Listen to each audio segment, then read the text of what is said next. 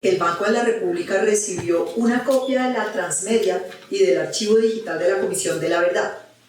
Desde entonces, la biblioteca virtual de la red de bibliotecas del Banco de la República ha seleccionado, catalogado y publicado una colección digital de documentos que ayudan a comprender los impactos y afectaciones del conflicto armado en Colombia, así como unas herramientas para socializar el informe final, el diálogo social y la construcción de paz en el país.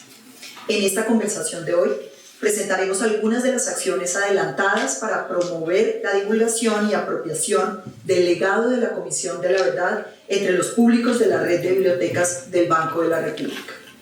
Iniciaremos este evento entonces con la subgerente cultural del Banco de la República, Ángela Pérez Mejía, quien les dará un contexto de este proyecto. Hola, muy buenas tardes por acompañarnos en esta tarde sin tráfico, deliciosa, gracias al partido. Lo cuadramos todo para que ustedes pudieran llegar. Bueno, les doy la bienvenida a la Biblioteca Luis Ángel Arango y a la red de bibliotecas del Banco, que, como ustedes saben, tiene presencia en 28 ciudades del país y es desde todas estas ciudades que estamos desde hace muchos años trabajando para fortalecer la capacidad que tenemos de ser ciudadanos activos, críticos y constructores de paz. Desde hace 8 años en ese empeño creamos el proyecto La Paz se toma la palabra, que a través de iniciativas muy diversas en todo el país intenta recoger imágenes y palabras que nos ayuden a fortalecer las culturas de paz. Una de las más recientes iniciativas justamente dentro de ese proyecto es apoyar el acceso y la apropiación de la colección digital legado de la Comisión de la Verdad. Empezamos hace un año y hoy tenemos en línea más de 700 recursos, incluyendo los tomos del informe final, entrevistas, casos y otros documentos y audios del archivo de la Comisión. Tal vez valga aclarar que este no es el archivo de la Comisión, que queda en el Archivo General de la Nación. Este es un trabajo que se hace desde la biblioteca virtual de la red de bibliotecas del Banco de la República para ir cosechando, organizando y sobre todo mediando parte de ese archivo. Pero el archivo tiene otro lugar en el que todavía está vivo el archivo, la página de la Comisión de la Verdad todavía se puede consultar. Esta es, digamos, una iniciativa para mediar el acceso a ese fondo documental. Ese fondo seguirá creciendo y en los próximos 2 años confiamos que se convierta en un lugar de referencia para quienes quieren acercarse a ver, escuchar, leer el enorme legado que la Comisión de la Verdad le entregó al país. Ese archivo en realidad llega a la red de bibliotecas a sumarse a otros archivos que se han ido construyendo a través de los años, y lo digo porque es importante que empiece a haber todo un legado de archivos de lo que llamamos de la sociedad civil, archivos que se han ido construyendo a través de diferentes iniciativas por la sociedad civil. Algunos de esos ejemplos son Cartas de la Persistencia, una convocatoria hecha en 2007 que recogió 5.000 cartas sobre vida cotidiana y nuestra capacidad de persistir a pesar del dolor y la adversidad. Otro archivo que hay es Frente al otro, dibujos en el posconflicto, una selección de dibujos de artistas y personas en proceso de reintegración que usaron el arte para mirarse a los ojos desde las dos orillas opuestas. El archivo de los niños piensan la paz, un ejercicio de lectura y escritura que hicimos en el 2014 con 900 niños que nos contaron su visión de país. La serie de podcast La Paz se cuenta, que desde hace 3 años recoge historias de personas que se levantan cada día a trabajar por un país mejor. Desde enero del 2024, o sea, el año entrante, este podcast se va a dedicar exclusivamente a un ejercicio de escucha activa justamente de los testimonios de la Comisión de la Verdad. También, y gracias a la generosidad de muchas instituciones, el Archivo de la Paz se toma la palabra en la biblioteca virtual. Tiene, por ejemplo, las publicaciones completas del Centro Nacional de Memoria Histórica, documentos producidos por el Centro de Memoria, Paz y Reconciliación, el Archivo de la Nacional Constituyente, la colección digital de fotografías del proceso de comunidades negras, el movimiento social que impulsó la promulgación de la Ley 70 de 1993, está el archivo de Vera Grave relacionado con el armisticio del M-19, además de decenas de videos y publicaciones recogidos en la actividad cultural en nuestra red cultural. Este repositorio documental nos permite ver el trabajo que se ha hecho en Colombia desde muchos lugares por honrar la memoria, visibilizar a las víctimas y por pensar juntos lo que nos ha sucedido como país. Es el momento de agradecer a muchos aliados que están aquí, algunos de ellos, y nos han permitido formar este acervo documental al que se suma hoy el legado de la Comisión de la Verdad. Pero realmente lo más importante no es que todos esos archivos ahí estén reunidos. Lo realmente destacado es que gracias al trabajo de la Red de Mediadores de La Paz se toma la palabra, a nivel nacional estamos asegurándonos de escuchar y leer estos archivos, de facilitar su apropiación. Hace 8 años escuché aquí en este auditorio, en el auditorio de abajo, a un experto en procesos de paz y reconciliación decir que un problema común de las comisiones de la verdad y de los acuerdos de paz en el mundo era que su producción no llegaba a leerse, no llegaba a apropiarse por las personas. Con ese fin creamos La Paz, se toma la palabra.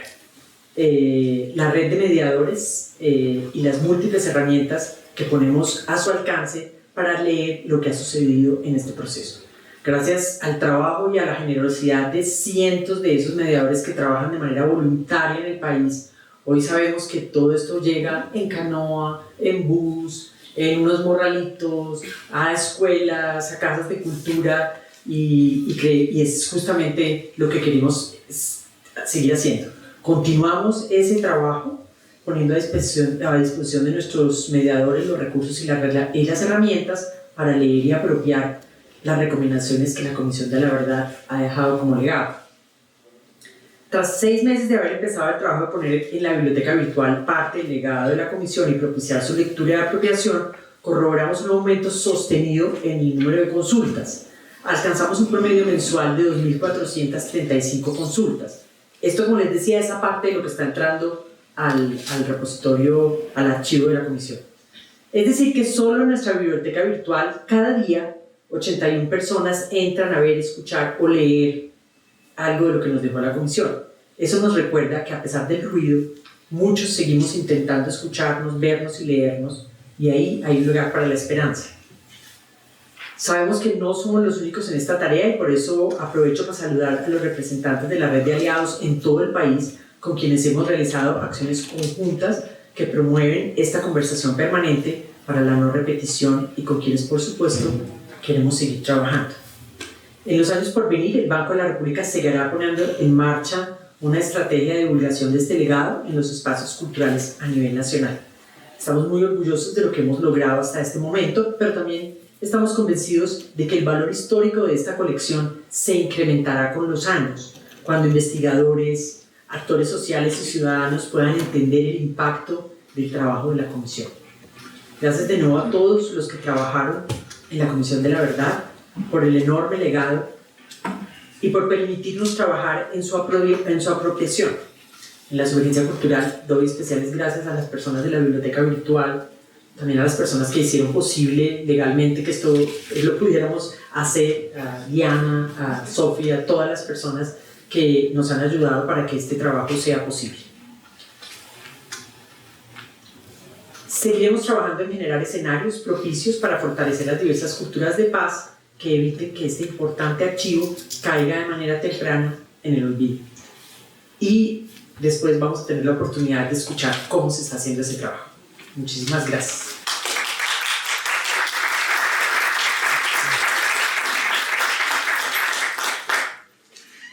Muchas gracias, Ángela. Entonces ahora le cedo la palabra al Padre Francisco de Rú, quien se dirigirá a ustedes en representación del equipo de la Comisión de la Verdad.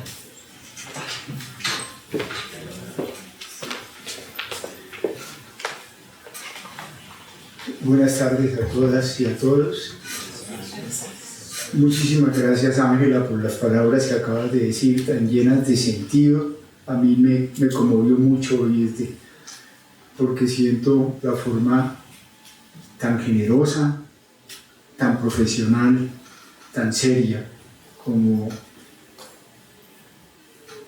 el Banco de la República y particularmente la Dirección Cultural del Banco bajo tu responsabilidad se han tomado en serio la verdad de lo que nos pasó en el conflicto.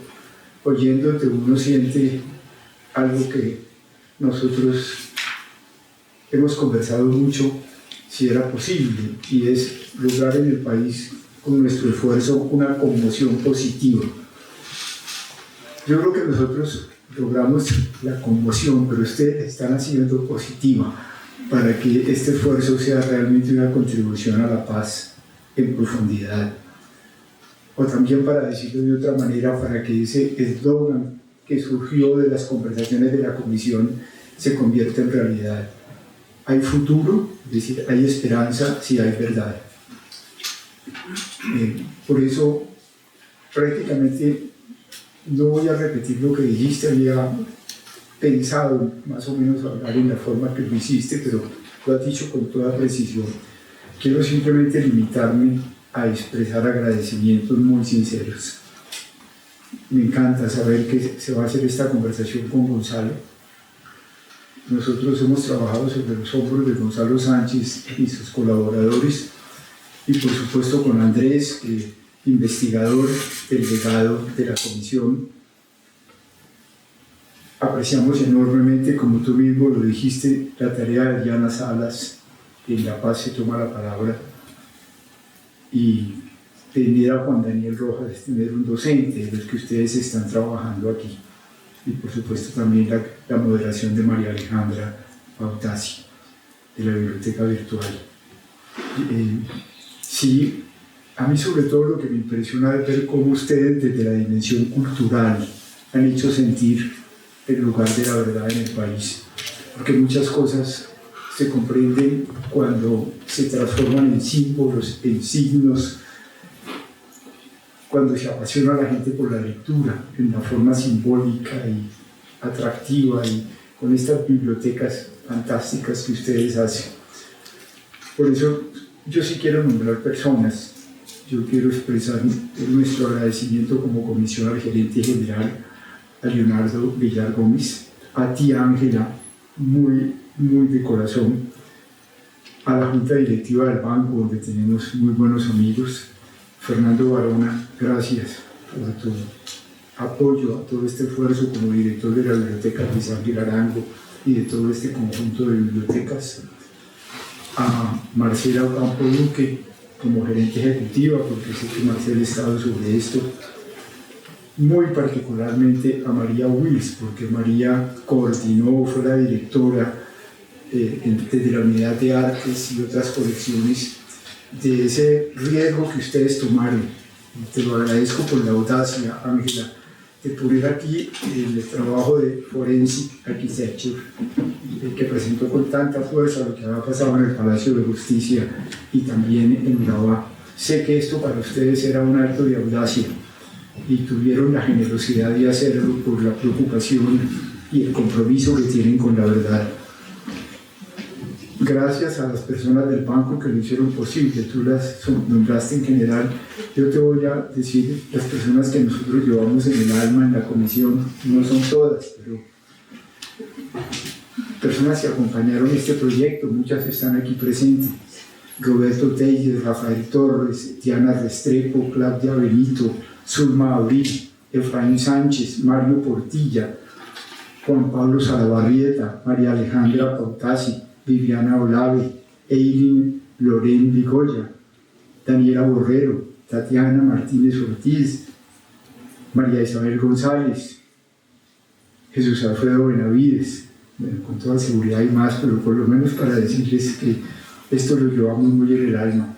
Y nos impresionó mucho, tú te referiste a eso, pero eso que ustedes llaman cosechamiento, que es este esfuerzo de publicación de más de 300 objetos digitales ahora, y que lo van a impulsar a mí y van a estar agrandándolo hasta el año 2026, es algo que nos entusiasma inmensamente.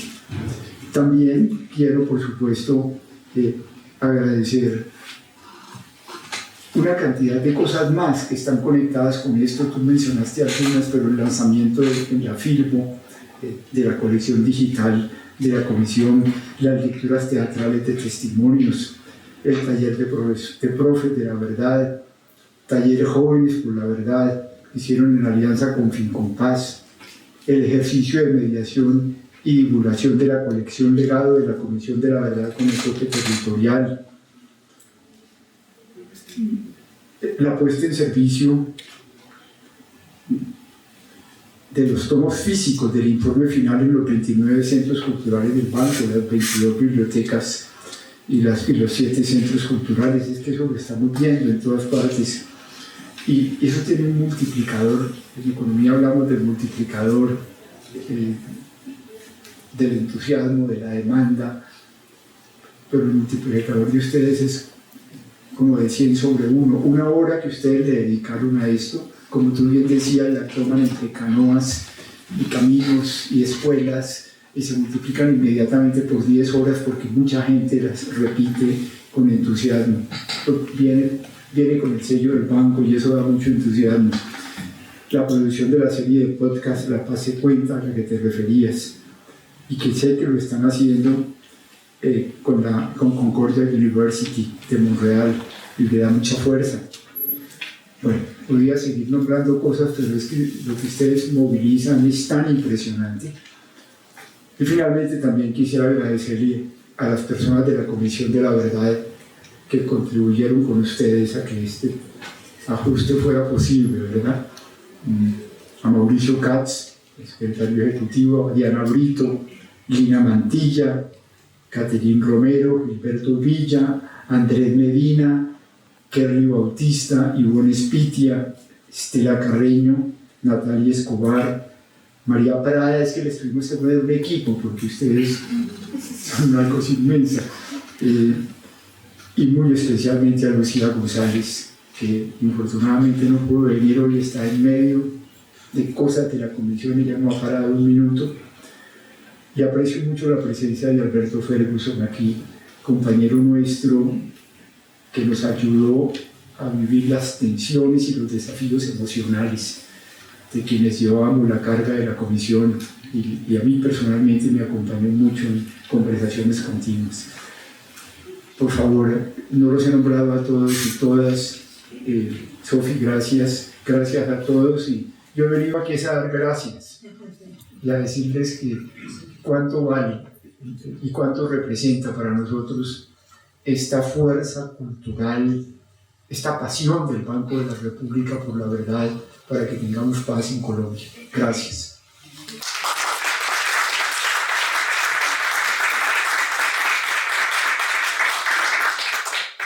A usted, padre de Ru, muchísimas gracias por esas sentidas palabras, por esos agradecimientos. Continuamos entonces con las palabras del señor Gonzalo Sánchez, del profesor Gonzalo Sánchez, quien nos hablará acerca del aporte a la ciudadanía al leer y conocer este legado. Bueno, muy buenas noches, muchas gracias. Muchas gracias, Ángela. Muchas gracias al director de la biblioteca por abrir este espacio. Muchísimas gracias a Pacho, desde luego, por la presencia, y a todos los que están aquí.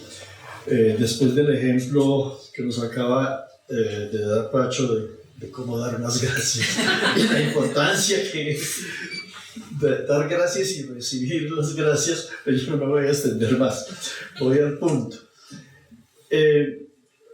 A la pregunta que yo quisiera tratar de introducir algunas reflexiones es a la que planteaba obviamente este momento aquí. ¿A quién le queda el legado de la comisión y cómo seguir el trabajo, de alguna manera proyectando el trabajo de una comisión? No me voy a meter en los volúmenes del trabajo, sino hacer unas reflexiones más como desde fuera, tal vez para ponerle contexto al significado de este trabajo. Respondiendo a esa pregunta, yo digo que en primer lugar el legado de la comisión le queda a una institucionalidad de la cual ella misma hace parte, al sistema que se llamó de verdad, justicia y reparación, que incluye a la JEP, que incluye a la comisión, que incluye a la unidad de búsqueda, pero que más allá también incluye a otras entidades que antes estuvieron trabajando, como el Centro de Memoria Histórica, y otras que por tarea asumida o por funciones asignadas siguen cumpliendo también esa tarea. Aquí acabamos de registrar cómo el Banco de la República se ha asignado también la tarea de ser parte como de ese sistema de la institucionalidad, y seguramente lo podemos seguir imaginando en la ampliación de ese sistema institucional a la participación, por ejemplo, de las universidades más orgánica, más sistemática a este tipo de trabajos. Entonces uno podría decir que de alguna manera la comisión sigue viviendo en las otras instituciones de las cuales ella hace parte, y al mismo tiempo el trabajo de la comisión ha fortalecido el trabajo de esas otras instituciones. De hecho, ya la comisión se convierte en una fuente de referencia para la JEP. Constantemente todos los trabajos posteriores a la JEP, no solamente los textos escritos ya al final, sino los propios testimonios recogidos se vuelven material de apoyo para la judicialización, digámoslo así, de la verdad, que ya es una tarea un poco distinta, aunque aquí en Colombia esas fronteras suelen ser bastante difusas.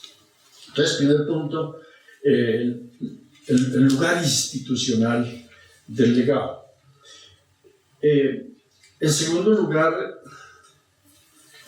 hay otra idea que, pensando en esta charla, en estas reflexiones, me venía muy fuerte a la mente. Hay que ver el legado y el archivo en el contexto histórico-político en el cual se produce. Nosotros, si hacemos un contraste entre lo que ha pasado en el conflicto colombiano y lo que ha pasado aquí mismo en el continente, en otros tipos de conflictos, como las dictaduras, podríamos hacer una contraposición muy fuerte. Digamos, en las dictaduras hay una centralización del terror, y en la misma manera en que hay una centralización del terror, de alguna manera después termina habiendo una centralización de la información. Entonces, ¿a dónde se busca la información? Pues se busca en todos los aparatos de inteligencia que quedaron, en los juicios que se han hecho después a los perpetradores, etcétera, etcétera. Pero el foco central es el aparato represivo. En el caso de Colombia, yo creo que estamos en una situación bastante distinta. Digamos, estamos en un escenario en donde hay una pluralización del terror, donde hay una enorme diversidad de actores, pero también hay una enorme pluralización del universo de las víctimas. Aquí no tenemos solamente las víctimas del Estado, sino tenemos las víctimas de la guerrilla, tenemos las víctimas de los paras, y tenemos víctimas que son víctimas de todos ellos. Es decir, aquí ese sentido de la pluralidad, de la diversidad de los cruces está muy fuertemente marcado. Y pensando en eso, entonces uno podría poner el énfasis también en esos diversos espacios nacionales en los cuales se encuentra difundida o difusa, o más o menos orgánicamente, en algunos casos establecida, las fuentes de información. A mí se me ocurría entonces pensar, a partir también de lo que muestra la transmedia, empezar el país como un archivo. El país es un gran archivo de memoria, por donde tú vas recorriendo, tú vas destapando cosas. Y uno puede ver el país como un gran libro, un gran texto al cual le va pasando páginas, y en cada página va encontrando toda una cantidad de, digamos, de elementos, de trayectorias, de traumas, de resistencias, porque en este país también hay que decirlo, eso es muy fuerte, las resistencias de nuestra sociedad a la violencia. Esto me puso a pensar también sobre el contraste que sucedió de alguna manera con el trabajo nuestro en el Centro de Memoria Histórica, cuando comenzamos a hablar del tema del museo, a pensar esta relación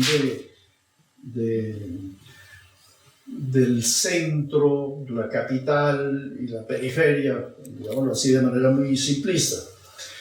Cuando nosotros comenzamos a plantear el tema del museo en las regiones, iniciamos lo que llamamos los diálogos de memoria. Y esas primeras presentaciones fueron muy fuertes, porque el reclamo inmediatamente que planteaban las comunidades era: ¿por qué un museo en Bogotá? Y yo creo que esa pregunta tiene mucho sentido. Y además aquí tenemos nosotros también nuestras propias regiones, nuestros propios acumulados, nuestras propias memorias. ¿Por qué Bogotá? Y bueno, hubo que hacer un largo proceso. De todas maneras, nosotros ya teníamos que responder a una ley. Ya había una ley que establecía que no era para negociar. Era un tema de debate, pero no era para negociar. Estaba ya establecido que era en Bogotá. Pero me parece que políticamente esa manera de poner el tema marcaba un reclamo muy fuerte, digamos, de reconocimiento de este país, región, en el escenario nacional. ¿Y cómo resolvimos nosotros el tema? Nosotros en esa larga conversación que hicimos con las comunidades, primero tuvimos que mostrarles que, primero, no nos íbamos, porque ellos veían los archivos, la transferencia de los archivos de su memoria a Bogotá como una expropiación de su propia memoria local. Pero nos tocó comenzar a hacer un enorme trabajo para mostrar que no los íbamos a expropiar, que esos archivos, si los llevábamos a Bogotá, era para clasificarlos, para ordenarlos, para, digamos, darle una presentación técnica que los hiciera mucho más útiles. Y que después esos archivos originales volvían a ellos, a las comunidades, y así lo hicimos. Trabajamos muchos archivos, apoyamos muchos trabajos de archivos, y las comunidades después los tienen organizados. Yo pienso ahorita, por ejemplo, en este líder campesino Chucho Pérez, que fue como el gran campesino archivador de la memoria de la Asociación Nacional de Usuarios Campesinos. Ese archivo estuvo aquí en Bogotá mucho tiempo y allá volvió a quedar en su casita, en donde murió él, allá al lado de su cuartico, en donde estaba ese enorme archivo de las luchas agrarias de los años 70. Pero el punto era, entonces, para resolver el asunto es, primero, ustedes no van a ser expropiados.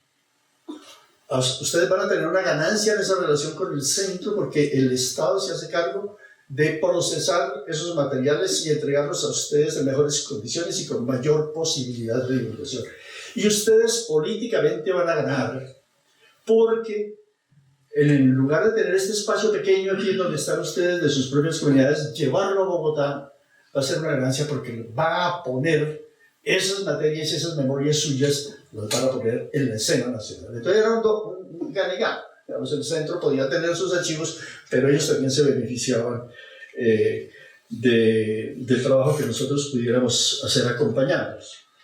Entonces, traigo a cuento esto porque sí son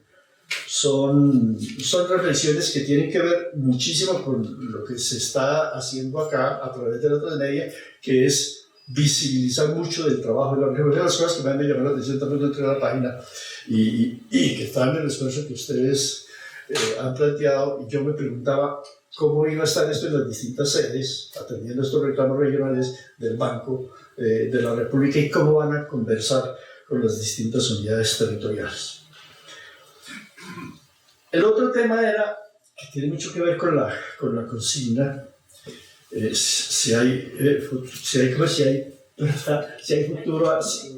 si hay verdad, dándole un poco una vuelta a raíz de unas reflexiones que se plantearon. Estos temas son de tanta vigencia política a raíz de la conmemoración del golpe de Chile recientemente, en donde se le dio un poco un giro a esta fórmula: sin futuro no hay verdad. Pensando en esto, en la imagen que nos mostró un poco paradigmáticamente Todorov en el tratamiento de la memoria. Él distingue dos formas específicas de tratamiento político de la memoria. La memoria literal, que es esa memoria que se queda como encerrada sobre sí misma, el dolor sobre el dolor, que se queda sin salidas, finalmente que se ahoga sobre sí misma, y lo que llama la memoria ejemplar. La memoria ejemplar es la que se plantea justamente como propósito de partida superar la condición de ese encierro, de esa prisión, del conflicto, del trauma en el cual originalmente pueden estar las comunidades. Entonces me parecía interesante también, porque sí, este tema del futuro está muy presente en el trabajo de la comisión, y yo recuerdo, no sé si Pacho recuerda, que en el trabajo yo hacía parte de un comité asesor de la comisión, y cuando alguna vez me pidieron, bueno, nos pedían esto, y una de las respuestas que yo di para pensar a qué debía apuntar el informe, yo dije, el informe debe ser un manifiesto de futuro. Yo veo que eso de alguna manera está recogido aquí, ¿sí? El informe obviamente vuelve y recoge todos los acumulados que ha habido en el país, los resignifica, pero sobre todo es esto, los pone en una dimensión de futuro. Porque la crítica que se hacía a esta conmemoración por parte de muchos sectores culturales en Chile era que volvían sobre el golpe y sobre el golpe y sobre el golpe, pero ¿y dónde está la discusión de para dónde vamos? ¿Dónde está la discusión de para dónde vamos? Entonces, este regreso al pasado tiene sentido para nosotros en la medida en que se vuelva un puntal de reflexión para pensar el país posible. Salir del país en que hemos estado para pensar el país posible. El tercer punto que yo quisiera poner sobre la mesa, que es el reto finalmente también para las sociedades, y ya lo voy a ejemplificar, cómo pasar de un país de pasados divididos a un país de pasados compartidos. Esta reflexión me viene a la mente a raíz de una experiencia que a mí como historiador obviamente me ha llamado muchísimo la atención, y es el esfuerzo política y culturalmente tan significativo de los alemanes que en los años, que sería ya muy a fines de los 90 y comienzos ya del siglo XXI, se plantearon la idea de escribir una historia compartida, alemanes y franceses. Alemanes y franceses que estuvieron peleando toda la vida y que fueron parte también de la confrontación en la última guerra mundial. Se plantearon esta pregunta y se la plantearon sobre todo los jóvenes. Los jóvenes historiadores fueron los que se plantearon eso, que eran los que estaban, digamos, menos contagiados de esa visión literal de la historia que habían tenido conflictiva. Y llegaron a eso, a la elaboración de un manual de historia compartida. Pero un manual de historia compartida no quiere decir un manual de historia única para los dos países. Lo interesante que a mí me pareció de ese esfuerzo intelectualmente es que en el mismo texto se hacen explícitas acotaciones de aquellas cosas en las cuales no va a haber posibilidad de acuerdo.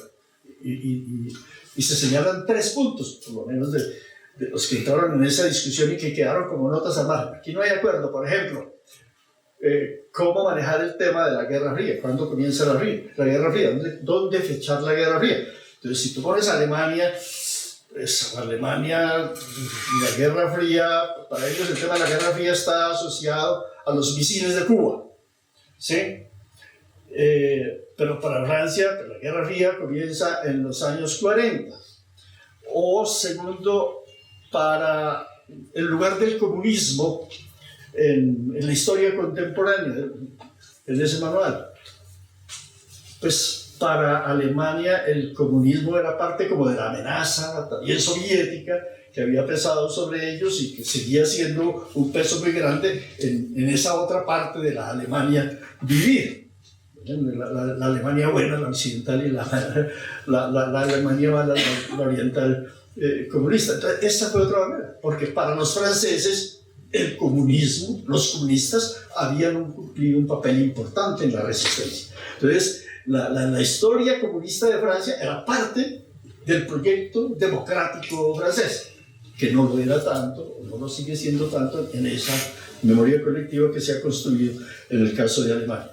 Eso me pareció a mí como muy interesante, y yo cuando leía sobre eso, yo me hacía la pregunta, ¿será que aquí en algún momento podremos hacernos esa pregunta?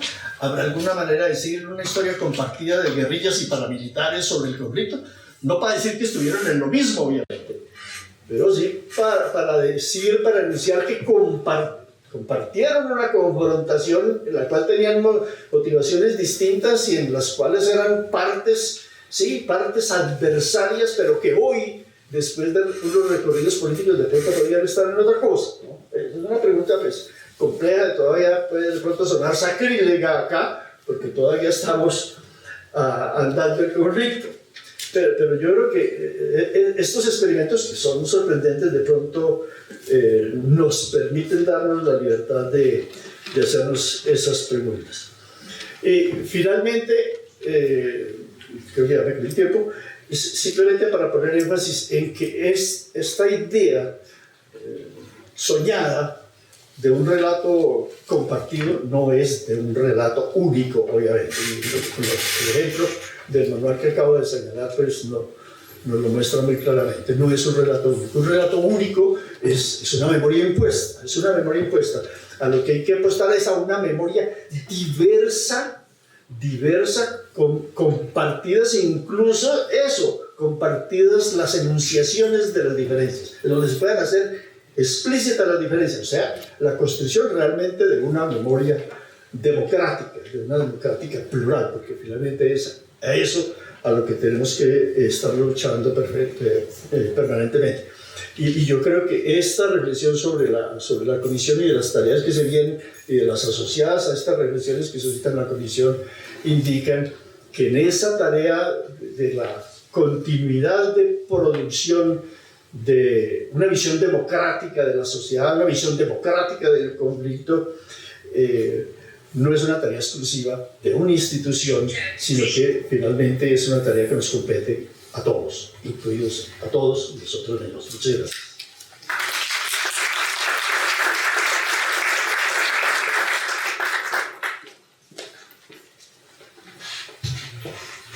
Muchas gracias, Gonzalo. Para continuar, queremos mostrarles un ejemplo de unas de las acciones que hemos implementado para difundir el legado de la Comisión de la Verdad. Los invitamos entonces a escuchar uno de estos testimonios que hemos compartido con el público a partir del volumen testimonial del informe final Cuando los pájaros no cantaban, historias del conflicto armado en Colombia. Hemos seleccionado un conjunto de testimonios y encontramos que la lectura dramática es una forma comunicativa que permite generar conexión con estos relatos. En los encuentros de lectura dramática hemos sido cuidadosos en divulgar no solo los testimonios de las víctimas, sino también los de los actores armados y de las fuerzas militares. Los impactos de la guerra han llegado sin distinción a todos.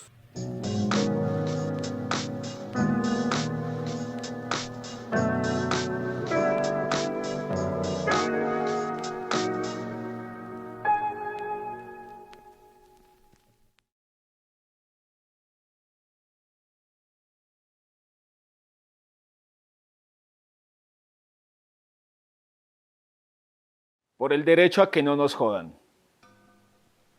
Nosotros, desde la vivencia de hip hoperos, hemos explorado este territorio y hemos generado ciertas miradas críticas. En estos años hemos vivido en un territorio miserable. Acá se encuentran los mayores megaproyectos a nivel de vivienda de interés social y de interés prioritario. El proyecto Metro, el relleno de escombros en el perímetro suroccidental, las prácticas de minería en el Cerro Gordo, también los dos ríos que se conectan cerca del Cabildo Muisca de Bosa San Bernardino y que son una pudrición. Vivimos desde hace mucho la explotación económica de nuestro territorio, pero no hay ninguna garantía para el hábitat social o para el entorno. Hacen 40.000 viviendas de interés social y solo ponen una URI, un CTP y una comisaría de familia. No ponen más, solo instituciones de control. Con eso ya te están diciendo que eres un criminal. Las personas que vienen a estos megaproyectos son desplazados por la violencia, reinsertados paramilitares, acogidos al proceso de paz, personas en gran condición de vulnerabilidad. Acá están los barrios Olla de los más pesados. Tenemos a Patio Bonito, La Ribera, El Clas, Bosa San Bernardino. Somos un caldo de cultivo de cosas muy hijueputas que han quedado por la forma de administrar tanto este pedazo de la ciudad como la ciudad misma. Muchas veces la gente se pregunta por qué el estallido social fue de tal magnitud, y es porque finalmente este perímetro suroccidental es el cagadero de la ciudad. No hay ninguna solución del Estado para las necesidades que surgen de vivir en un territorio con este nivel de hostilidad. Con el COVID todo se complejizó aún más. Si tú haces un barrio global de este pedazo, te das cuenta que los ejercicios económicos más fuertes dentro de la población humilde son de reciclaje, de ventas ambulantes. ejercicios supremamente autónomos e independientes, porque finalmente no tenemos ninguna fuente de empleo a nuestro alcance.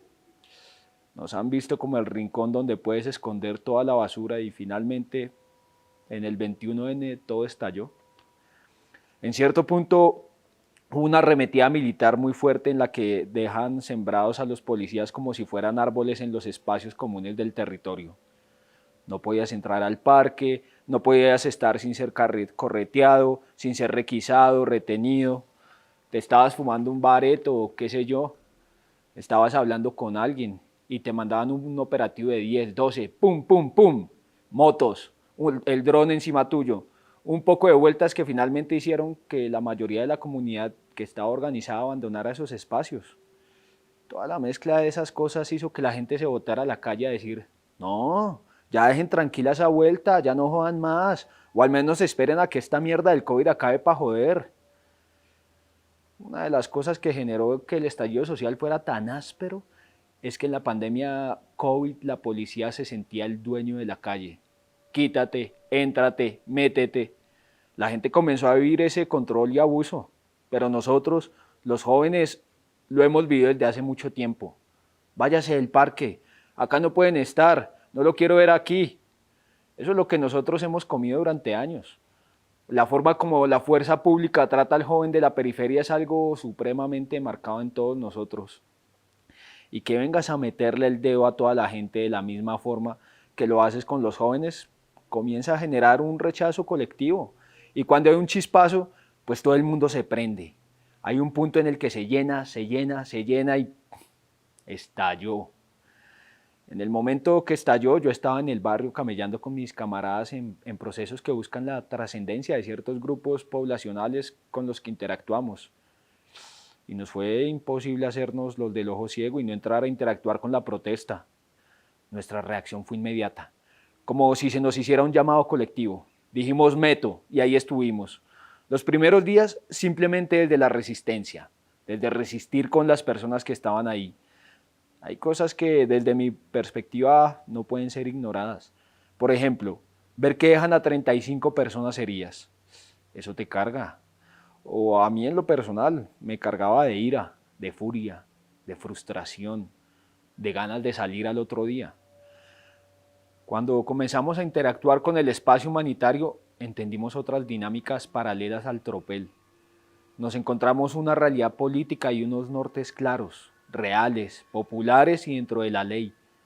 Finalmente, no queríamos que nos encanaran, queríamos resistir desde nuestros derechos y nos comenzamos a casar con esa forma de resistir.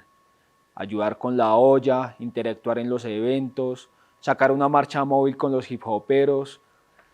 Armamos una red de apoyo con varias organizaciones y nació la idea de crear una especie de guardia comunitaria que intentaría mitigar ciertas violencias puntuales que había en el espacio.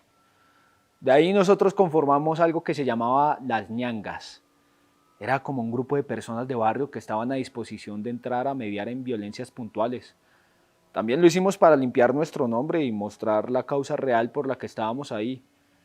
Justo en ese momento había todo un bombardeo mediático que lo que intentaba era desconfigurar nuestra imagen con la gente que forma su realidad a través del televisor. Como hip hoperos seguimos trabajando por el barrio, por la gente, por la cultura, intentando construir comunidad. Prevenimos las violencias entre los jóvenes. ¡Ey! No se den tan duro en la cabeza, no se pongan con visajes de robar y esas vueltas. Hagamos comida para la gente, hagamos una colecta para el vecino que necesita, montemos un lugar para que se presenten los artistas de acá, generemos espacios para los jóvenes del barrio. Acá seguimos construyendo barrio, luchando, con la policía encima como siempre, pero sin parar, nunca parar, por el derecho a que no nos jodan más, a que nos dejen vivir tranquilos. Este y otros videos son los que pueden conseguir en el lugar del Banrep Cultural, en la biblioteca virtual, que pueden consultar con el QR que ahora más tarde volvemos a mostrar. Bueno, entonces ahora damos paso a la conversación, para lo que vamos a invitar a nuestros 4 panelistas, por favor, a pasar aquí adelante. Esta conversación será moderada por María Alejandra Pautasi. María Alejandra es la coordinadora de la Biblioteca Virtual del Banco de la República. Entonces las invitamos a pasar. Bueno, buenas noches ya. Gracias por estar acá. Es un gusto para mí, y ha sido un gusto para mí y para todo el equipo de la Biblioteca Virtual, tener a este proyecto en nuestras manos. Es un gusto también para mí estar presentando hoy lo que hemos trabajado por más de un año ante ustedes, Ángela, Fernando, Padre, Gonzalo. Muchísimas gracias, Padre, por su reconocimiento y Gonzalo por sus reflexiones. Hoy tenemos a 3 invitados muy especiales que desde distintas perspectivas y disciplinas han hecho posible que la divulgación, la difusión, la apropiación de este legado. Tenemos a Andrés Ramírez Bernal, él trabajó con la Comisión de la Verdad en el equipo de catalogación y ahora trabaja con la Biblioteca Virtual.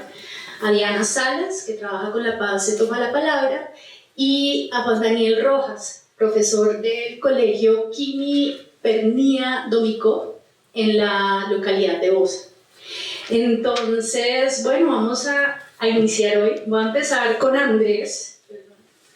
Y bueno, Andrés, tú has estado trabajando en la creación de esta colección mucho antes de que yo llegara a la Biblioteca Virtual en marzo. Desde la gestión de Ana Roda como directora de la biblioteca y de Luis Ángel Arango y de Juan Pablo Angarita, que si no estoy mal, creo que lo vi por ahí en algún lugar del auditorio cuando él trabajaba en la Biblioteca Virtual. Entonces, Andrés, tú has estado, y te he visto, trabajando en la estructuración, la descripción, la investigación, la corrección de esta colección. Y realmente, y esto es una pregunta que surge realmente desde el fondo de mi curiosidad, ¿cómo ha cambiado esta colección desde su planteamiento inicial hasta el día de hoy? Muchas gracias por la pregunta, por el espacio. Les confieso que se siente un poco de nervios estar ante este público tan selecto. Bueno, nosotros... y hablo de nosotros porque es importante mencionar que ha sido un equipo realmente las personas que han trabajado en esta colección Legado Comisión de la Verdad. Los menciono rápidamente: Camilo, María Camila, Dina, Andrea, Fernando, María Fernanda, Pedro y pues el equipo de la Biblioteca Virtual. Nos sentamos justamente en este auditorio con Juan Pablo Angarita, que me alegra mucho verle de nuevo, y precisamente a pensarse cómo sería una colección dentro de la biblioteca virtual que tuviera cierta lógica, que tuviera cierta estructura. El reto era adaptar los recursos que había producido la comisión dentro de la estructura de la biblioteca virtual, pero además de eso, crear un puente, una conexión entre las dos plataformas, porque no se trataba precisamente como de poner a competir a las dos plataformas, sino precisamente que se generara un diálogo entre las dos. Entonces, a partir de allí, las personas que acabo de mencionar, que veníamos de diferentes equipos de la comisión, empezamos a botar ideas. Nos dimos un mes largo precisamente para darle lógica a esta colección. Juan Pablo, siempre con mucha paciencia, hizo lo que hizo la comisión, nos escuchaba y trataba de entendernos, y bueno, digamos que finalmente en un primer momento se imaginaba uno una colección muchísimo más nutrida con respecto a los recursos, pero digamos que hay unas limitantes con respecto a temas tecnológicos. La comisión produjo muchísimos recursos muy pesados, hay videos de 3 horas, y bueno, ahí la pregunta era, ¿es algo que queremos tener dentro de la colección, un video tan extenso? ¿O queremos tener, por ejemplo, un documento que haga el resumen del encuentro? Por supuesto, como uno de los criterios era la simplificación en la consulta, pues nos fuimos por lo segundo. Y el otro criterio que quiero mencionar y que me parece muy importante y que se ha mencionado mucho el día de hoy es el criterio de la diversidad. Entonces, diversidad documental, tenemos entrevistas, hay entrevistas anonimizadas, que me parece un recurso valiosísimo precisamente para que la gente se conecte directamente con un discurso, ¿sí? O sea, casi que uno lee esa entrevista y casi que puede escuchar la voz de la persona hablando. Hay informes, hay programas de radio, hay metodologías, las metodologías también súper importantes precisamente a la hora de tratar de promover algo que quería hacer la comisión, era generar esa réplica en los procesos locales, en los procesos regionales. Bueno, hay imágenes, hay cartillas. Entonces, para responder a tu pregunta creo que llegamos, por supuesto, llegamos absolutamente cansados, absolutamente contentos porque fue a los 2 meses de lanzamiento del informe y nos imaginábamos como algo muchísimo más grande y hemos empezado a depurar y hacer una selección muy curada y pensando precisamente en lo que le puede ser útil a las personas, a los usuarios del Banco de la República. Andrés, ya nos hablaste un poquito de los retos, pero, ¿sabes? Me gustaría que nos contaras un poquito, pues, para la gente que no ha visto todavía esta colección. Digo de una vez, en las libreticas que les entregaron a la entrada, hay un código QR donde podrán descargar el link donde esto se puede encontrar. Pero, Andrés, ya nos hablaste de los retos. Ahora, cuéntanos un poquito qué es lo que uno puede encontrar en esta colección digital. Bueno, dentro de esta colección se encuentran 4 grandes secciones. Digamos, la primera asociada al informe final, por supuesto, el eje del legado de la comisión. Otra relacionada con impactos y afectaciones del conflicto armado, digamos, completamente ligada con el objetivo del esclarecimiento de la comisión. Digamos, son la gran mayoría de recursos que están ligados en esta sección.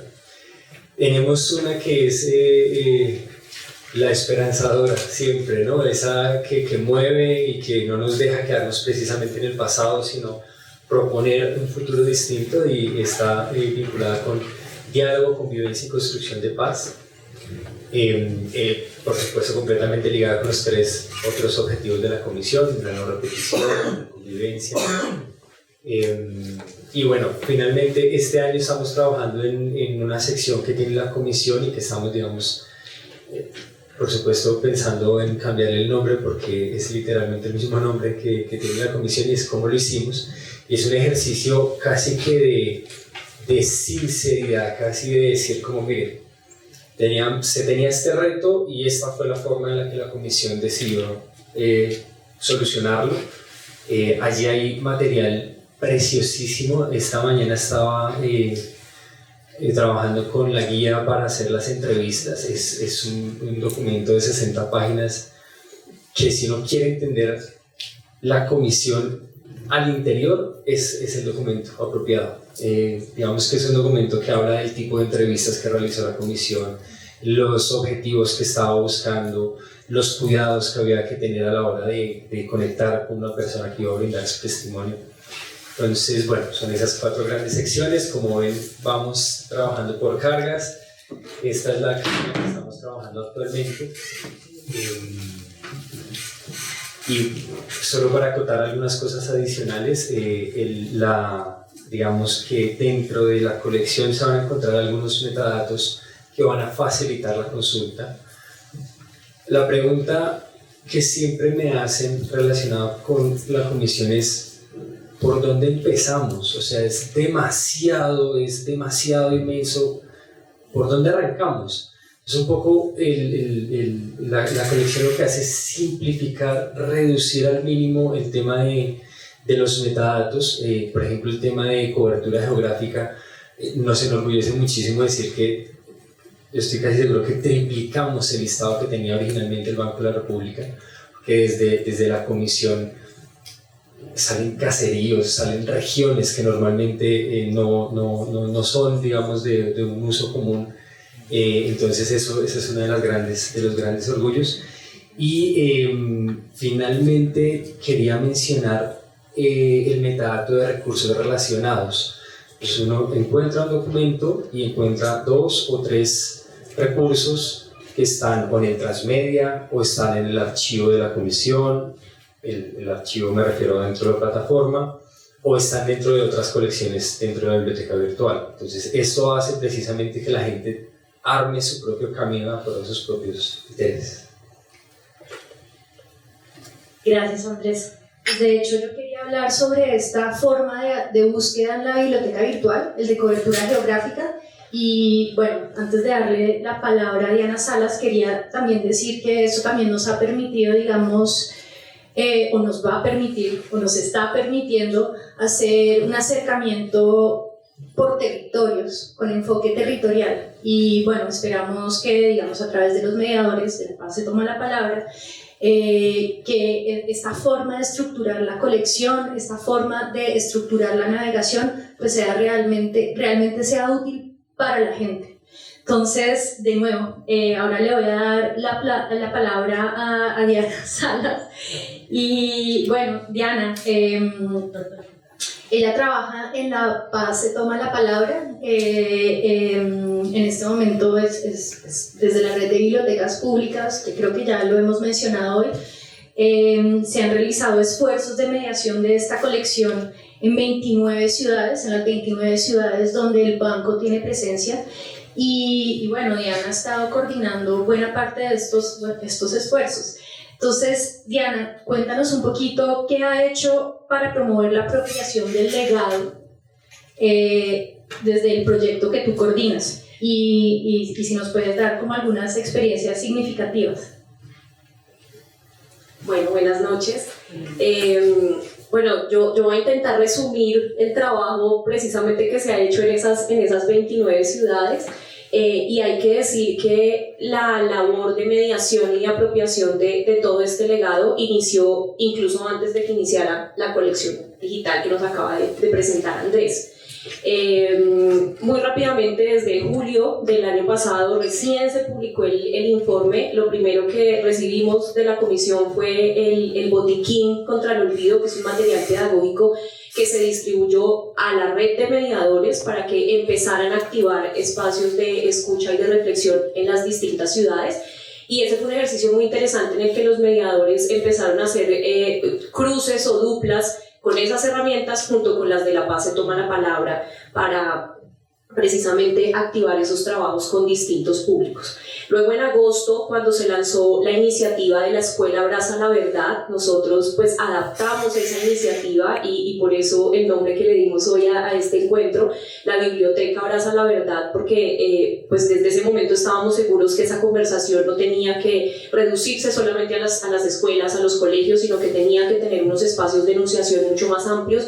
Y pues las bibliotecas son espacios de encuentro, de reflexión, de análisis también, y por eso también estamos abrazando todo este legado. Y desde julio entonces del 2022 hasta septiembre del 2023 contamos 120 actividades alrededor del legado a la comisión con unos 3.200 participantes en todo el país, en ejercicios de mediación como los que ustedes ven en este mapa, encuentros, talleres, ejercicios de escucha, actividades, digamos, de carácter simbólico que se han realizado en cada una de las ciudades. Por ejemplo, Cúcuta, Valledupar, Buenaventura, se hicieron en su momento socializaciones de la Transmedia. En Neiva, en Tunja, en Villavicencio, se ha aprovechado mucho este recurso de la cobertura geográfica y se han hecho conferencias y análisis locales, digamos, intentando entender lo que pasó en cada uno de estos territorios. El tema de las alianzas ha sido fundamental y por eso además nos alegra tener aquí tantos aliados en esta labor, pero también tantos aliados a nivel nacional. En Leticia, por ejemplo, la alianza entre el banco, la JEP, la Defensoría del Pueblo y la Secretaría Departamental de Educación ha permitido llevar todo este ejercicio de socialización a los colegios, salir del centro cultural e ir a los colegios con toda esta narrativa. Y algo parecido ha pasado en Pereira, por ejemplo, donde también el ejercicio ha estado enfocado en espacios de socialización en instituciones educativas. Tenemos, por ejemplo, otros lugares donde se han hecho muchos ejercicios simbólicos. En Girardot, por ejemplo, la experiencia ha estado relacionada con un material del botiquín que es el de 6402, Anudando Cuerpos y Memorias, donde ha habido una reflexión alrededor del tema pues, de las 6402 personas asesinadas dadas como bajas en combate. Y en Cali, por ejemplo, ha habido una reflexión alrededor del volumen testimonial con unas sesiones que se llaman Cantos para no olvidar, donde de la mano de una mujer, una lideresa, se han producido unos cantos que se han pues, entonado en el centro cultural. Esto es, como les digo, tratando de hacer un barrido muy, muy general, pero nos da cuenta pues, de la importancia de crear esos espacios de mediación. Esos espacios en los que además se invita, por supuesto, a consultar la colección, se toman unos materiales recomendados y ese ha sido, por ejemplo, el proceso que hemos realizado más recientemente con grupos específicos, como el proceso en el que participa el profe aquí en Bogotá o el proceso en el que participan jóvenes que también nos acompañan hoy, algunos de ellos. Y eso además ha coincidido también con el aumento que mencionaban en el tema de la consulta, ¿no? Estos ejercicios de mediación derivan en que la gente quiera luego entrar a conocer un poco más y a consultar, entonces creo que eso ha sido pues muy importante, digamos, para promover esa apropiación. Gracias, Diana. Sí, has hablado de todo lo que se ha hecho, pero entonces ahora te quiero preguntar cuáles han sido los retos o cuáles son los retos para mediar este tipo de contenidos o estos documentos. Pues yo por temas de tiempo me voy a referir solamente a tres que son fundamentales. Uno, y el más lamentable, la persistencia del conflicto en muchas regiones donde, aunque abogamos porque las bibliotecas sean espacios seguros, espacios de encuentro, pues lastimosamente no en todas es tan fácil hablar de ciertos temas, ¿no? Por el contexto local, y eso pues nos marca un reto fundamental. El otro tiene que ver con la conectividad, ¿no? La posibilidad de llegar a lugares donde los mediadores, donde los docentes no tienen la facilidad de descargar estos contenidos o de acceder en línea a estos contenidos, y eso pues nos plantea un reto en términos de ver cómo llegamos con contenidos offline que permitan que esa conversación llegue a zonas rurales, a veredas, a distintos territorios que no tienen la posibilidad de conectividad tan fácil. Y por otro lado, uno que ha representado además una posibilidad de generación de contenidos tiene que ver con qué hacer con todo este material, ¿no? Lo que pasa con todo este gran legado es que sobre todo el volumen testimonial nos pone frente a unos relatos que son conmovedores, que son chocantes, que nos duelen y frente a los cuales a veces no sabemos qué hacer después de escucharlos.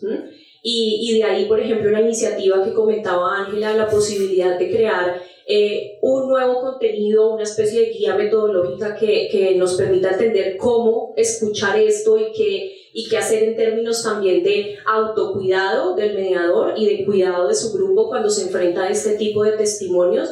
Y eso pues lo verán el próximo año con el podcast que estamos haciendo, pero hemos identificado como esos tres grandes retos. Gracias, Diana. Ahorita ya vamos a hablar con Juan Daniel, que ha estado en campo, digamos, con este tipo de contenidos. Y bueno, cuéntanos antes que nada cómo ha sido tu experiencia como participante de uno de estos procesos de mediación y como usuario de esta colección digital. Buenas noches, y estoy un poquito nervioso, pero sí, como docente, estando en el aula, son muchos los retos que a uno se enfrenta todos los días, o sea, no solo en términos académicos y pedagógicos, sino convivenciales. Y evidentemente como docente pues siempre está la preocupación sobre el quehacer de la realidad de nuestros estudiantes. Yo, como lo decía, vengo del Colegio Químico Herniadómico, que además es un colegio que tiene un nombre en honor a un gran líder social indígena en Vera Catío del Alto Sinu, que luchó pues contra la construcción de la represa de Urra y pues fue asesinado por el paramilitarismo en Colombia. Y entonces realmente la mediación por ese lado empezó desde antes, porque cuando empezaron a salir las propagandas de la Comisión de la Verdad en televisión, también se publicó la historia de Kimi. Y aunque nosotros ya lo hablábamos en el colegio con nuestros estudiantes, el hecho de que saliera en televisión, pues llegó: profe, ¿qué pasó con Kimi? ¿Qué es esto? Y uno empezaba: bueno, vamos a empezar a hablar. Además, bueno, quiero también contarles que soy profesor de primaria, entonces no es lo mismo hablar con niños que hablar con estudiantes pues, de bachillerato, de secundaria. Y pues ahí iniciamos pues, a hablar un poquito de la historia, empezamos a buscar temas ya habían publicaciones algunas en YouTube de algunos videos de la comisión, estaban los temas y después llega pues el programa de la Escuela Abraza la Verdad. Con algunos compañeros del colegio nos apropiamos de las guías, hicimos un evento en el colegio de todo un día en ambas jornadas. Tuvimos invitados de todas partes y pues fue muy bonito, ¿no? Además que lo más importante era ver, sobre todo con los estudiantes grandes, aunque con los pequeños también, pero los estudiantes cuando le decían: profe, ¿y esto pasó aquí en nuestro país? O sea, ¿esto pasó realmente? Cuando le decían a uno decía así. Pero ellos también están sumidos en otra realidad que también es muy fuerte, en otro tipo de conflictos y en otras violencias. Y aparte, nosotros en el colegio Kimi tenemos muy cerca el Cabildo de Bosa y en el Cabildo San Bernardino, y pues también teníamos estudiantes que vienen del Cabildo, y pues eso permitió otro tipo de discusiones. Sin embargo, se diluyen en el quehacer del colegio, en la cantidad de programas que tiene la Secretaría de Educación, en la cantidad de actividades, eventos y demás. Y pues este año llega esta invitación y como que uno dice: venga, aquí tenemos la espinita, todavía lo hablamos. Y pues yo lo recojo, vengo, me acerco al taller y aquí empieza otro tipo de mediación. Empiezo a conocer el banco el recurso, pues el banco de recursos que tiene la página de la biblioteca, y yo lo que hacía era que empezaba a enviar videos, sobre todo de esta página de Escuela de Conflicto, al grupo de WhatsApp de los compañeros, de mis compañeros, de los docentes, de pronto como un poquito como a provocar la discusión, a provocar quién quería como meterse, como quién quería hablar del tema. Y pues así, pues sí, obviamente con algunos compañeros hablamos y decidimos ya organizar las guías, miramos las guías del banco. Y empezamos con la primera guía, ahorita, que era para preescolar y primero, pero decimos: no, esta guía la podemos hacer en todo primaria, pero pues no como dice el banco, ¿no? Vamos a organizarla también a la realidad. Entonces cogí uno de los libros que me impactó mucho, que es el de Los niños piensan la paz, y pues como la primera guía era ese libro, pues empezamos a escoger diferentes temas de la guía para trabajar lo dividimos en dos, en el ciclo 1 y ciclo 2, los más pequeñitos y los de tercero, cuarto y quinto. Y salieron cosas impresionantes, ¿no? Pues sobre todo que el tema de cómo manejo ahora esto, cuando el curso se me sale de alguna manera de las manos. Y no solo fue a mí, fueron a todos, muchos compañeros, ¿no? Porque los niños empiezan a expresarse y a soltar, y uno pues también empieza a afectarse y tratar de no afectarse frente a ellos. Yo la verdad soy muy emocional y me afecté fácilmente frente a ellos, y los niños como que no. Pero no, la verdad tuvimos que conturbir, porque el tema, y cuando hablaba con mis compañeros, el tema más difícil, y aunque no lo pensábamos así, aunque conocíamos un poco de cómo está configurado el colegio, pero lo más difícil fue el tema del abandono. Los niños frente al abandono se abrieron completamente, o sea, es impresionante. Sabemos que hay cantidad de familias, pues, como parentales de esto, pero uno decía, bueno, y que crecieron con los abuelos, los que venían de otras partes, sabemos que en el colegio tenemos niños que vienen de muchas regiones, pero ellos se abrieron completamente, esa es su realidad, son víctimas del abandono, ese es su conflicto, y eso pues no le permite también a veces reconocer al otro o tener un poquito de empatía, son emocionalmente difíciles. Eso es como lo que empezamos con el tema de la mediación y en esas estamos. Estoy trabajando con una compañera de grado quinto, estamos organizando las otras guías, también una profe de preescolar pues se unió al grupo y estamos trabajando es porque queremos antes de terminar el año por lo menos trabajar unas 4 o 5 guías diferentes que están ahí del banco y sobre todo trabajando el tema de las emociones y pues para el otro año mirar a ver qué más podemos trabajar. Lo bueno es que la primera experiencia fue importante, fue impactante, que algunos compañeros ya de secundaria, bachillerato pues se acercaron y me dijeron, venga, ¿cómo las podemos hacer? Y yo le dije, bueno, listo, vamos a mirar cómo las organizamos, espero que sí animen porque de la primera vez que me dijeron no ha pasado, pero pues igual se entiende porque el colegio tiene unas dinámicas que a veces pues también a uno lo excede. Sí. Gracias Juan Daniel por compartir. Bueno, yo creo que ya pues yo creo que, bueno, no sé qué piensan Andrés y Ana, pero escuchar desde la biblioteca qué pasa en un aula con los contenidos, con las guías, con lo que estamos montando, pues es muy conmovedor. Creo que ya se nos está acabando un poco el tiempo, pero quiero hacer una pregunta general ¿tenemos tiempo para la pregunta general, para una pregunta más? Pues está para que la respondamos todos, ¿sí? Entonces, la pregunta que les quiero hacer ahora a todos tiene que ver, desde su punto de vista, ¿cuál es el valor agregado que ustedes le han encontrado a su colección? Y yo creo que vamos a empezar al revés, vamos a empezar con Juan Daniel para que nos hable de su experiencia. Bueno, yo creo que el valor agregado para mí son dos. Yo creo que el primero es el tema de que hay un material audiovisual, que hay un material, el tema de la transmedia me gusta mucho, que podemos presentar videos, escuchar las voces, es más fácil de esa manera pues difundir los testimonios.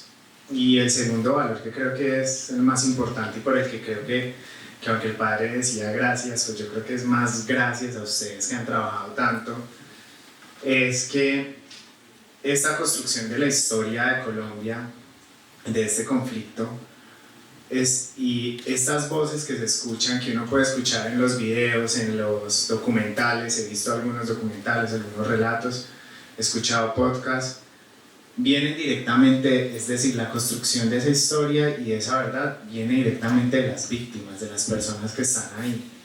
No es la historia contada por los microfragmentos de Santillana o de cualquier editorial escolar, no es la historia, aunque uno obviamente respeta a los académicos, ¿cierto? Pero pues no es esa historia así como, sino que es directa. Eso yo creo que es un valor muy grande porque incluso en el grupo de cuando llegué aquí ahora al equipo pues Abraza la Verdad, esto se discutía sobre qué era la verdad, ¿no? Y pues la verdad, de todas formas, ¿qué es la verdad para cada quien? O sea, no es la misma mi verdad que la verdad del compañero que está ahí y yo estoy escuchando la verdad de él, que de todas formas entra a discutir con mi verdad.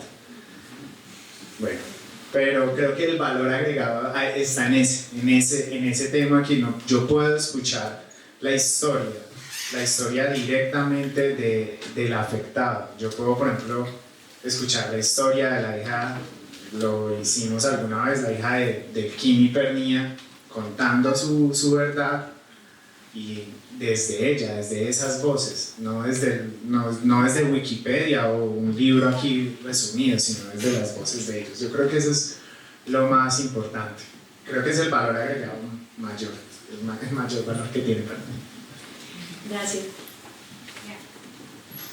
Bueno, ya lo mencionó Andrés, pero el tema de cobertura geográfica creo que es fundamental porque justamente como lo mencionaba ahorita, la posibilidad de hacer zoom como en ciertos territorios, saber qué pasó en ciertos lugares, ha sido muy importante en el ejercicio de mediación, porque la gente efectivamente tiene una ruta, digamos, que le interesa, que le permite además buscar unas conexiones con sus propias historias y con sus propios relatos, y creo que ese es un valor agregado muy importante de esta colección. Y también quisiera resaltar todo el tema de la mediación digital, ¿no? Y aquí pues el equipo de divulgación, Paola, porque eso también ha facilitado como el acceso a ciertos documentos, una mediación digital que ha sido constante a través de redes sociales, por ejemplo, donde recomendamos ciertos contenidos, hacemos también como un énfasis en ciertos temas para que las personas lleguen directamente a cierto documento, a cierto video, a cierta entrevista. Permite también como una ruta de acceso pues mucho más dirigida, donde la persona ya empieza luego a consultar otras cosas. Entonces creo que resaltaría esas dos. Yo creo que la plataforma ofrece una simplificación y una centralización de los archivos, que era lo que se hablaba ahorita. Creo que eso es una gran ventaja. También el lenguaje de descripción es un intento, de verdad, es muy difícil, pero se ha simplificado lo que más se puede, precisamente para que la gente tenga la posibilidad sí, o sea, para que se le facilite la consulta a los usuarios, y también los metadatos que se agregaron dentro de la colección pues generan unas nuevas posibilidades de consulta. Es eso. Gracias, Andrés. Bueno, en este momento, por ahí está Viviana pasando, recogiendo preguntas del público. En este momento tenemos un tiempo para hacer preguntas. Ya tengo una primera pregunta, entonces si quieren hacer preguntas, pues allá está Viviana, para que le pasen el papelito. Entonces tenemos una pregunta dirigida al profe y a Diana Salas. Entonces la pregunta es: ¿cómo han presentado material sensible o notas sensibles a un público infantil? Y empiezo por el... Bueno, primero lo hemos clasificado, ¿no? Hay mucho material, entonces, sin embargo, en YouTube, en el canal de la Comisión de la Verdad, hay varios videos que están hechos para los niños con lenguaje muy sencillo, incluso varios que están relatados por las mismas voces de ellos. Entonces eso acerca de uno al niño pues con el relato, la animación y el lenguaje, la voz. Y también cuando hicimos lo de la Escuela Abraza la Verdad, aunque cogí varios videos que habían por ahí, solo presentamos el audio, y eran audios también de niños, y lo que hicimos era que ellos se sentaban en una mesa redonda. Eso fue uno de los trabajos que hicimos, y ellos escuchaban, o sea, era de estar en silencio, con los ojos cerrados, y que empezaran a imaginar todo el relato. Esa fue otra forma de presentarlo, y obviamente, pues como les digo, hay que escoger el material, porque buscando pues que no se hieran tampoco susceptibilidades, pero incluso en algunos que se escuchan a veces las balas, ellos ya están incluso relacionados con el tema, ¿no? Ellos saben que es una bala, saben que es, o sea, la televisión, todo, y la realidad de su barrio también permite, porque esto no pasó en el marco de la comisión, pero sí alguna vez estaba yo presentando un tema sobre el 20 de julio, estábamos hablando con los niños, hubo conflicto Entonces les conté que empezaba la guerra y pues como son niños uno dijo guerra, guerra, entonces guerra, y todos felices, ¿no? Y yo, ¡ay, guerra! Y yo, no, pero ¿cómo así que guerra? No. Pero entonces les traté pues como de explicar, pero mostré un video donde era incluso de la novela de La Pola, y entonces estaban en el video, empieza el tema del florero de Llorentes, hay golpes y ellos de una dijeron, uy, no, y yo le dije, pero es que es mucho más cruel. Y entonces ellos ya dijeron, no, profe, no, esa no era. Pero sí, claro, los niños, o sea, que ellos también saben que la guerra no es un juego, aunque jueguen a la guerra. Bueno, Diana. No, yo solo agregaría que es un tema del que estamos aprendiendo. O sea, en el ejercicio de mediación uno se va encontrando que ese material sensible no es solamente material sensible para niños. Cuando hemos hecho los ejercicios de talleres con profes, y Juan Daniel lo sabe, pues tenemos profes que también se conmueven hasta las lágrimas en las sesiones cuando vemos alguno de los videos o algún material. Y por eso precisamente hablaba del reto de saber qué hacer, ¿no? Porque no solamente porque le estemos mostrando el material a un niño se va a conmover, también nosotros nos conmovemos. Y entonces en esa medida es la posibilidad de, bueno, cómo manejar esto, cómo mediarlo también. Entonces creo que es un proceso de aprendizaje y de acompañamiento del mediador con sus grupos. Bueno, no sé si alguien más en este momento quiere hacer alguna pregunta o si concluimos. ¿Sí? Concluimos. ¿Tenemos otro video? Ah, bueno, no, ya, acabamos.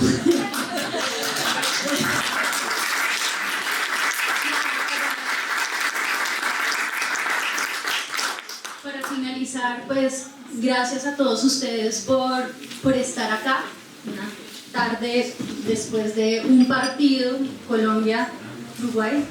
Pero antes de acabar quisiera destacar una cosa, y es que el trabajo de la construcción de esta colección ha sido un trabajo colaborativo entre varias áreas de la sugerencia cultural del Banco de la República. Entonces vemos, por ejemplo, que la selección, la descripción se hace de la biblioteca virtual, de ahí pasamos a la publicación y a la mediación que se hace desde La Paz se toma la palabra. Pero esa mediación y lo que está ahorita diciendo Diana, que es un proceso de aprendizaje, también nos ha servido a nosotros desde la biblioteca virtual digamos, Diana y su equipo nos ha dado retroalimentación sobre cuáles son los contenidos que se están leyendo en campo, cómo se está leyendo, qué necesitamos publicar más, cómo publicarlo. Entonces, lo vemos ahí, empieza la selección para este lado, pero la flecha también debería estar para el otro lado, ¿sí?